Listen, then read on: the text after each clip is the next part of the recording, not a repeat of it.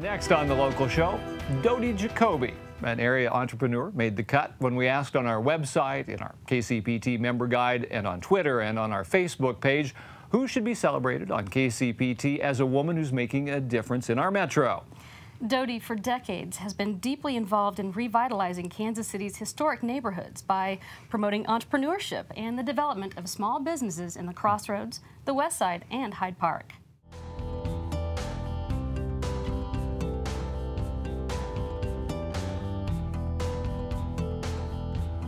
I help small business owners plan to create the business that they want, and then I mentor them to assure they're successful. I am the profile of my client. I have a degree in singing. I don't have a degree in business. My first business was a production company focused on the event industry, and I learned everything about business through the School of Hard Knocks and really cool opportunities, and was constantly watching for lessons along the way so that I could replicate what worked and avoid what didn't. At one point, one of my clients in the industry asked me to help them build their business, and one thing led to another. I really found I loved sharing what I'd learned with others to help them not have as hard a time. I like to make the fun parts more so and the hard parts less so. I was raised in a family that was real active in the community and operated a janitorial business. And by the way, we didn't run the janitorial business, we were the janitorial business. So, you know, I've cleaned toilets and delivered invoices since I was in the 4th grade.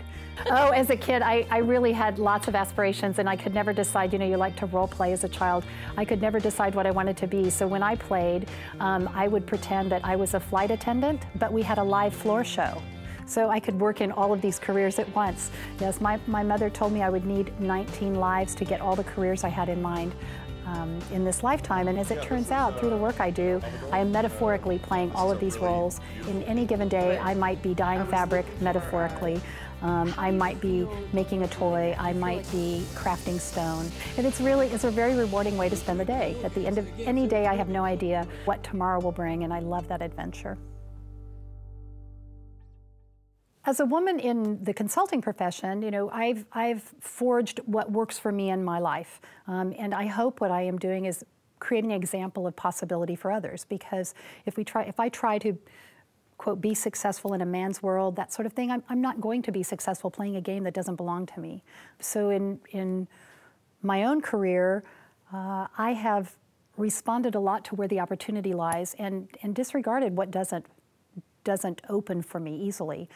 That said, I have worked in very male-dominated fields, but I think what I bring and what a lot of women bring is that new feminism that's becoming more permissible in a business setting, the intuition, a willingness to honor what the men call gut and what women call intuition. And I think that's what makes anyone most successful, is when we build around our strengths, regardless our gender. What I found makes people happy in their business is first being aware of what quality of life they want. Why on earth are we building a business if not to create the quality of life that we uniquely desire? They want to create that life doing work that is meaningful to them, that gives them energy. And the third requirement is that they're building it in a way that the market responds to support both of those aspects. I enjoy helping them find the way to meet all 3 requirements because I know it's possible. I live that quality of life myself, but it is that combination of what quality of life do you want, what gives you energy, and where's the market opportunity to support those things financially. The clients who strive for that are the ones that are finding the greatest reward. I have another phase that's about to come that I'm really excited about, that will be actually broadcasting the work I do with my clients. And I can't wait to see how that unfolds. You know, I'm so energized by the internet. A couple of years ago, I was really content. I felt like I had everything I wanted in my life. And I took a book called The Alchemist and another book called The 4-Hour Workweek on a trip to Mexico, and I came back with a whole new vision for myself and others and realized at last there was a way to do what I do on a broader scale without compromising my quality of life.